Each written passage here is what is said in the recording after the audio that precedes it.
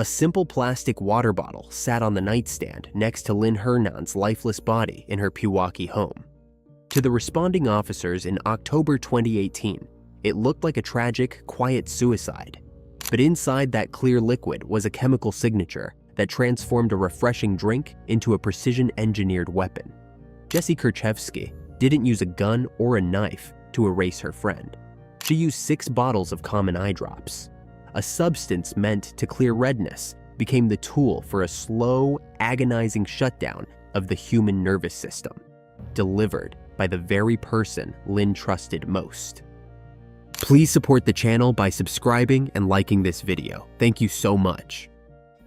In the quiet, manicured pockets of Pewaukee, Wisconsin, Lynn Hernan was a woman who had mastered the art of stability. A life built on the steady hum of a blow dryer and the rhythmic snip of shears. For decades, she had operated as a fixture in the local community, a beautician who didn't just style hair, but served as a silent confessor for her long-term clients. She was 62 years old in the autumn of 2018, living in a comfortable condo that reflected a lifetime of disciplined saving. A woman who never married and never had children of her own, but who found a different kind of fulfillment in her independence. Friends described her as the quintessential frugal professional, someone who would pinch pennies on a grocery bill but wouldn't hesitate to offer the coat off her back if a loved one was shivering. She was wealthy by local standards, though you wouldn't know it by looking at her. She lived modestly, her wealth tucked away in bank accounts that she assumed were her fortress for the future. However, the vibrant, energetic woman who once commanded the floor of her salon began to fade as her health took a sharp, inexplicable turn. For years, stretching back as far as the early 90s, Lynn had battled a constellation of chronic pain, but the final 24 months of her life were marked by a much more aggressive decline. She suffered from lung disease and high blood pressure, but it was the severe, undiagnosed gastrointestinal issues that truly eroded her spirit. She spent her days oscillating between hospital visits and the 4 walls of her home, growing increasingly frustrated as doctor after doctor failed to provide a concrete diagnosis for the fire in her stomach. By September 2018, she had just returned from a grueling 2-week stint in the hospital, her body weakened and her world shrinking down to the size of her living room recliner. It was in this vacuum of vulnerability that Jessie Kerchevsky solidified her place as the indispensable center of Lynn's universe. Jessie was not a stranger, she was a legacy. As the daughter of Lynn's closest lifelong friend, Jessie had been in Lynn's orbit since she was a toddler, often described by the older woman as the daughter she never had. To the outside world, and certainly to Lynn, Jessie was a godsend. A young woman who had stepped up to manage the messy, exhausting reality of full-time caregiving for a woman who could no longer fetch her own water or manage her own prescriptions. But beneath this veneer of altruistic devotion lay a history that Lynn was never meant to discover. Jessie had been released from prison in 2016 after serving time for forgery and identity theft, a predatory resume that made her the most dangerous person to have access to a sick woman's checkbook. As Lynn's health plummeted, Jessie didn't just provide care, she provided isolation. She became the gatekeeper, the one who answered the phone, the one who interpreted Lynn's needs to the rest of the world, and most crucially, the one who held the keys to Lynn's financial kingdom. While Lynn sat in her recliner, struggling to catch her breath and wondering why her body was betraying her, Jessie was allegedly busy at the keyboard. Prosecutors would later detail a staggering campaign of financial vampirism. Between 2016 and the day of Lynn's death, more than $130,000 vanished from a single money market account. Credit cards were opened in Lynn's name. Loans were secured using her sterling reputation, and her once impeccable credit score began to bleed out alongside her physical health. To Lynn, Jessie was the only person she could trust as her world turned gray.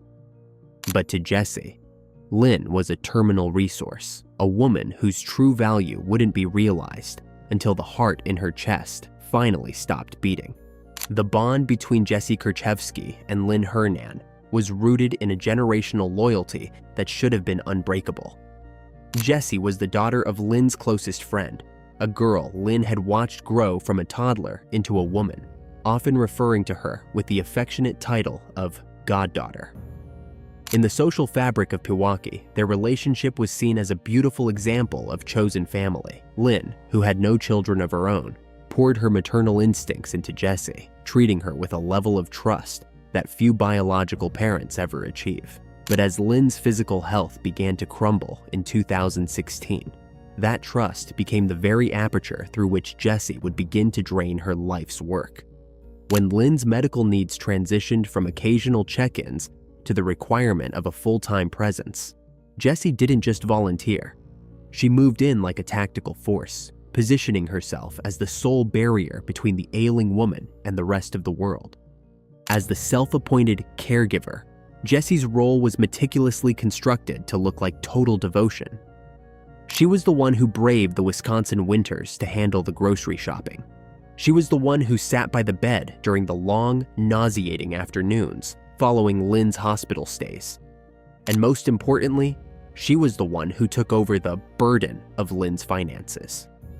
To a woman who was increasingly frail and struggling with the mental fog of chronic illness, this seemed like a mercy. Lynn handed over her checkbook, her passwords, and her credit cards, believing that she was empowering a loved one to protect her. In reality, she was handing a seasoned fraudster the blueprints to her own destruction.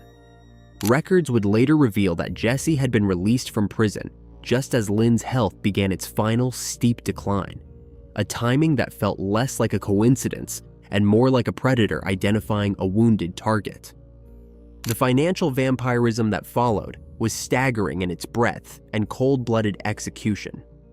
While Lynn sat in her recliner, wondering why her stomach felt like it was filled with glass, Jessie was allegedly orchestrating a theft that totaled exactly $290,210.06. This wasn't a one-time heist, it was a persistent, daily bleeding of assets that spanned over 2 years. Jessie became an expert at the paperwork of betrayal. She began writing checks to herself from Lynn's accounts, but she was careful to leave a trail of lies in the memo lines to avoid immediate suspicion, marking payments as IRS, property tax, or car payment to make the massive outflows look like the mundane expenses of a wealthy senior.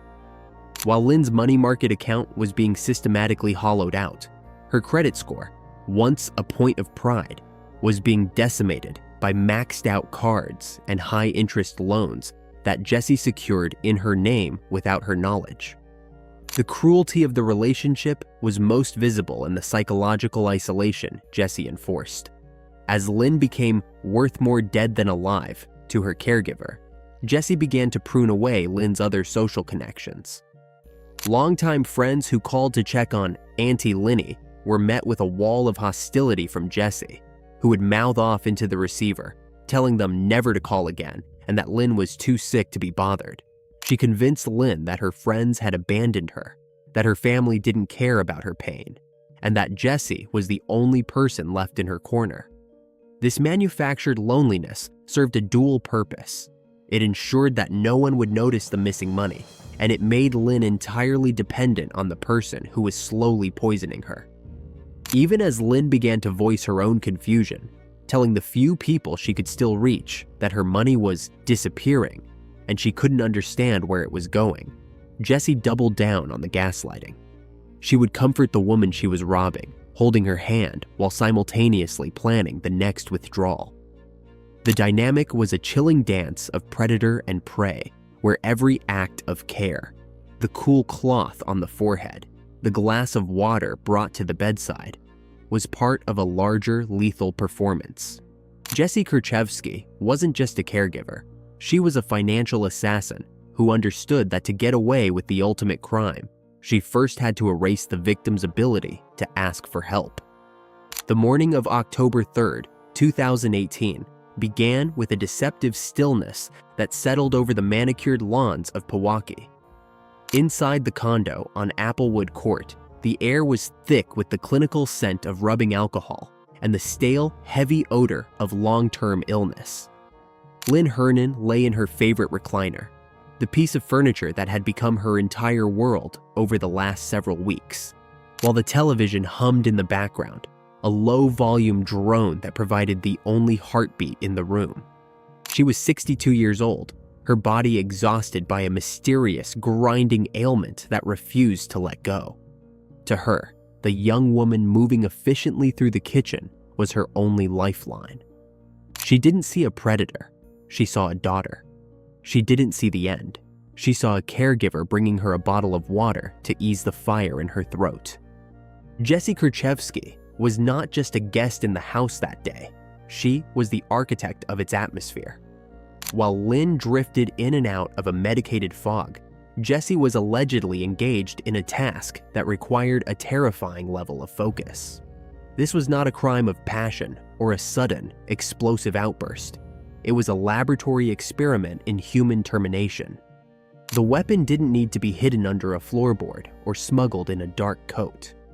It was purchased in the healthcare aisle of a local pharmacy, sitting in plain sight on the kitchen counter. 6 small, translucent bottles of common eye drops, Visine. The process was agonizingly slow. Jessie didn't just dump the liquid. She had to ensure it was a lethal concentration. Each bottle was opened, the safety seal snapped with a clinical precision, and the contents were squeezed, drop by drop, into a single plastic water bottle. The active ingredient, tetrahydrozoline, is a decongestant meant to constrict blood vessels in the eyes.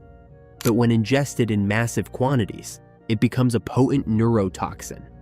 It's a chemical that targets the central nervous system, forcing the blood pressure to plummet, the heart rate to stall, and the respiratory system to simply stop. In that kitchen, the sound of the plastic bottle being squeezed was the only warning Lynn Hernan would ever receive. Jessie brought the water to the recliner. She told the investigators later that she was just helping Lynn with what she wanted, a narrative of assisted suicide that she would cling to like a life raft. She watched as Lynn took the bottle. She watched as the clear, tainted liquid was swallowed. There was no immediate reaction, no gasping, no dramatic struggle. Instead, there was a slow, terrifying descent into a coma-like state.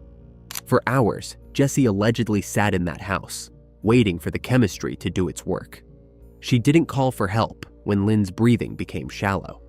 She didn't reach for the phone when the older woman's skin began to grow cold. She waited, meticulously observing the transition from a living person to a biological obstacle. As the afternoon sun began to dip, Jessie pivoted from the role of executioner to that of a stage manager. She knew that a sudden death in a recliner would draw questions, so she began to construct a scene. She gathered a stash of Lynn's prescription medications, a cocktail of painkillers and sedatives, and began to crush them. She didn't want the autopsy to find only eye drops. She wanted the world to believe that Lynn Hernan had finally given up.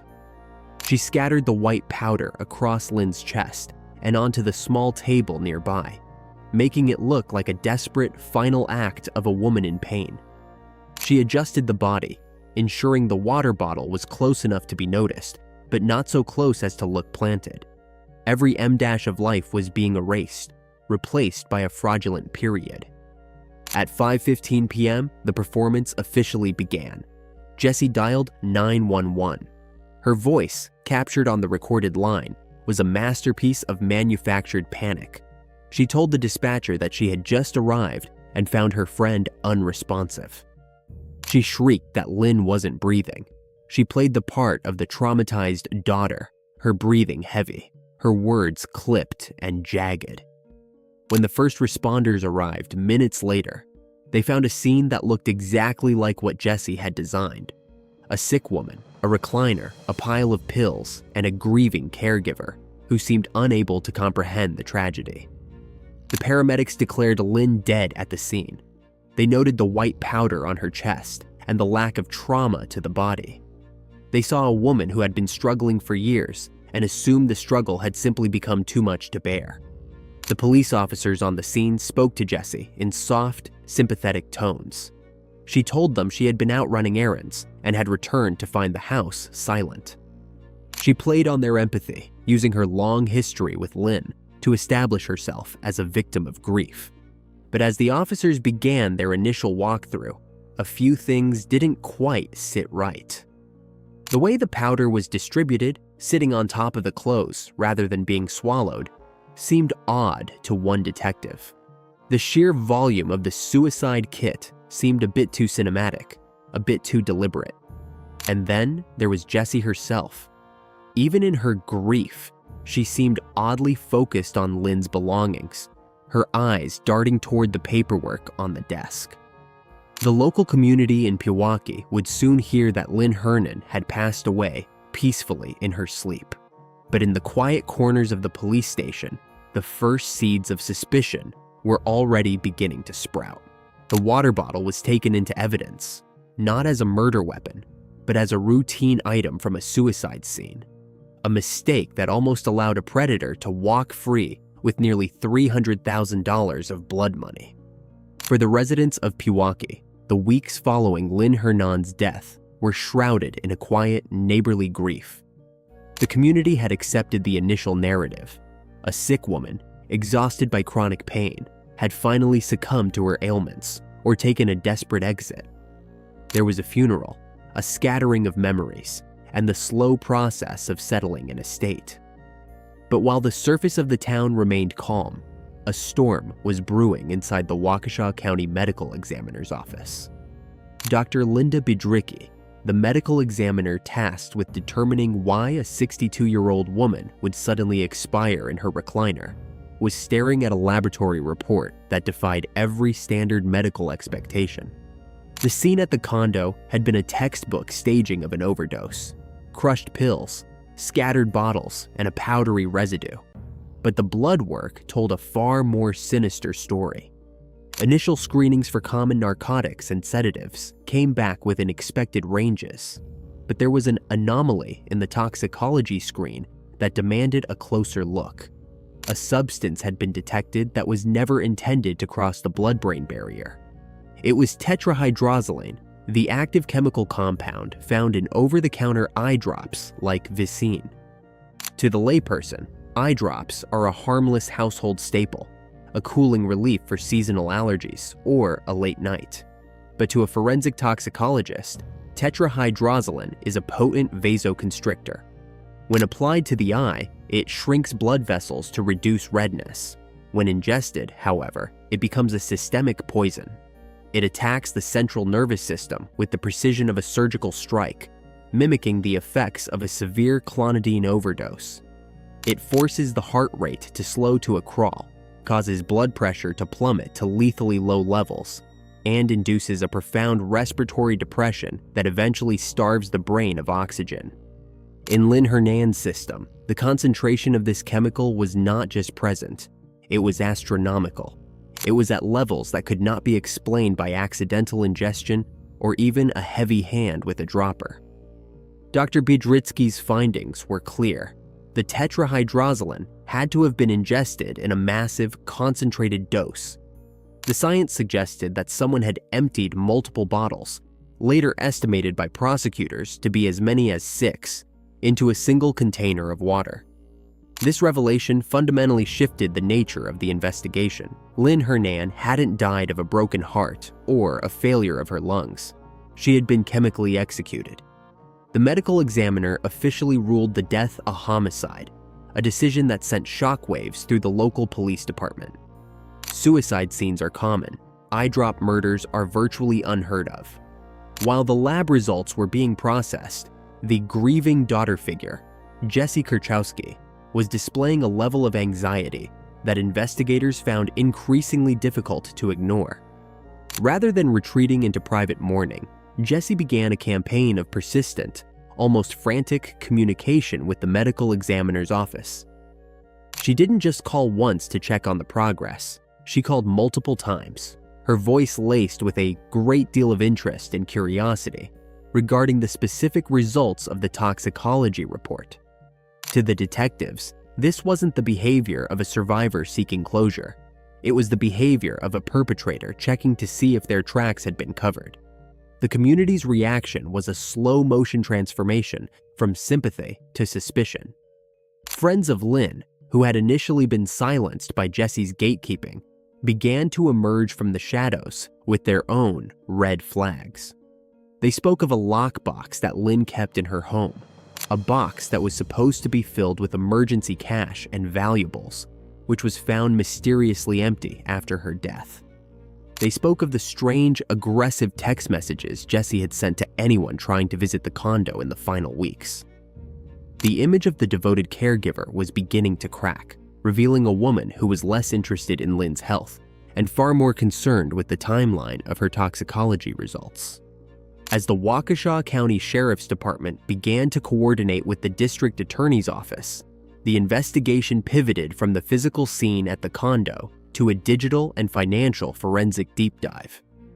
They found that around the time Lynn was allegedly committing suicide, her credit score had plummeted to nearly zero, her bank accounts had been hollowed out, and a fraudulent will had been filed with the circuit court to ensure the remaining assets flowed directly into Jesse's hands.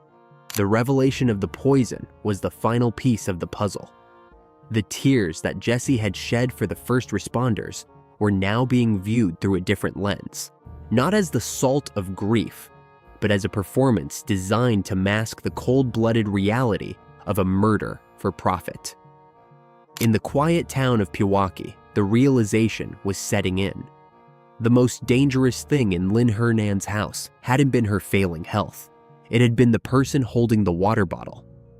The air in the interrogation room at the Waukesha County Sheriff's Department was stagnant, a sharp, sterile contrast to the crisp October breeze outside. Across a metal table sat Jessie Kerchevsky, her posture a calculated symphony of a grieving daughter figure and a helpful witness. But the detectives across from her were no longer interested in her comfort. They had the toxicology report, a document that effectively turned a quiet suicide into a chemical execution. When the lead investigator leaned forward and revealed the staggering levels of tetrahydrozoline found in Lynn Hernan's blood, the room didn't explode with a confession. Instead, it became the stage for one of the most complex, frustrating displays of narrative gymnastics in the history of the department. The mask didn't break, it merely adjusted. Jesse's first reaction wasn't shock at the poison, but a rapid, stuttering pivot into a new reality. She told the investigators that she wasn't surprised by the findings because Lynn had been obsessed with eye drops for years. She claimed that Lynn didn't just use them for her eyes. She used them as a sort of home-brewed remedy for her various ailments. She spun a story of Lynn drinking the clear liquid to cleanse her system, suggesting that the massive dose found in her stomach was simply a tragic accident born of a bizarre, long-term habit. It was a classic red herring, a desperate attempt to pathologize the victim and turn the murder weapon into a quirky personal preference. But as the hours ticked by, the interrogation stretching into a grueling marathon of circular logic, the detectives began to pull on the threads of Jesse's financial life. While she was busy explaining Lynn's supposed eye drop addiction, forensic accountants were unearthing a different kind of obsession. They presented Jesse with the reality of the $290,210.06 that had been methodically siphoned from Lynn's life savings. They walked her through the transactions, the checks written to cash, the transfers to Jesse's own accounts, and the high-stakes gambling habits that seemed to align perfectly with the dates the money disappeared. The frustration in the room was palpable as Jesse dismissed the nearly $300,000 hole as nothing more than Lynn's generosity. She claimed that Lynn wanted her to have the money, that she was paying Jesse for her care, and that the luxury items and bank transfers were all sanctioned by a woman who was too sick to even walk to the mailbox. Every time the investigators backed her into a corner with a bank statement, she would pivot again. She suggested that Lynn was losing her mind, or that she was forgetful about the money she had supposedly gifted. This was the midpoint pivot of the investigation, the moment where the detectives realized they weren't dealing with a woman who had made a mistake, but a predator who viewed every question as a game to be won. When the accidental ingestion story failed to gain traction, Jessie moved to her third version of the truth. She shifted the blame to Lynn's mental state, suggesting that Lynn was deeply depressed and had used the eye drops in a previous, unsuccessful suicide attempt. She painted a picture of a woman who was obsessed with death, claiming that Lynn had asked her to find ways to help her go. This was a calculated move to introduce the concept of assisted suicide, a narrative that Jessie believed might carry a lighter sentence than cold-blooded murder. She told the detectives that Lynn was tired of the pain and that she, Jessie, was merely a compassionate soul caught in an impossible situation. The investigators remained stone-faced, pushing back against the logic of using 6 bottles of Visine for a suicide when the house was already filled with potent, lethal prescription painkillers. If Lynn wanted to end her life, why would she choose a slow, agonizing chemical shutdown over the pills already sitting on her nightstand? Jessie's fourth version emerged from this pressure. She claimed that Lynn didn't like the feeling of the pills and preferred the water bottle method. By the 8th hour of questioning, the exhaustion had stripped away the last of Jessie's composure. The 5th version was a haunting admission that sent a chill through the room. She confessed that she had been the one to bring the water bottle to Lynn. She admitted that she had watched as the suicide bottle, the one she claimed Lynn had prepared herself, sat on the table. Then, in a final jagged pivot, she admitted to helping her friend by handing her the bottle, knowing exactly what was inside it. She described the act as a mercy, a way to end Lynn's suffering, all while maintaining that she hadn't actually poured the drops herself. The detectives watched as she finally trapped herself in her own web. She had gone from, "I found her like that," to, "I handed her the poison," in the span of a single day. The red herrings she had thrown, the claims of Lynn's insanity, the accusations against other friends, the stories of a secret eye drop habit, had all evaporated under the heat of the forensic evidence. They had her on record admitting to the delivery of a lethal dose. They had the paper trail showing she had hollowed out a dying woman's life for nearly $300,000. The frustration of the detectives finally broke into a grim realization. Jessie Kerchevsky didn't kill Lynn Hernan to end her pain. She killed her because Lynn was finally starting to notice the money was gone, and a dead woman can't testify about a stolen fortune. The courtroom in late 2023 became the final stage for Jessie Kerchevsky's years-long performance. For weeks, the jury was forced to reconcile 2 vastly different images: the loving caregiver Jessie claimed to be, and the calculated financial vampire the evidence revealed. Prosecutors meticulously linked the disappearance of $290,210 to the exact timing of the poisoning, arguing that the motive wasn't mercy, it was math. The defense's claim of assisted suicide crumbled under the weight of the forensic accounting. Why would a woman who wanted to die allow her best friend to systematically loot her estate first? In November, the jury delivered their answer: guilty of first-degree intentional homicide and 2 counts of theft. The finality arrived in April 2024, when the judge handed down a sentence of life in prison. Jessie would have to serve at least 30 years before even being eligible for parole, a 3-decade debt for a life stolen with 6 bottles of eye drops. The silence in the Pewaukee condo is now absolute, a quiet earned not through peace, but through cold, chemical erasure. Lynn Hernan died believing she was being cradled by the daughter she never had, unaware she was being liquidated like an unwanted asset. Trust is a fragile currency, and in Jessie Kerchevsky's hands, it was spent until only an empty account and a tainted bottle remained. It is a chilling, grounded reminder the most dangerous person in the room isn't always the one with a gun.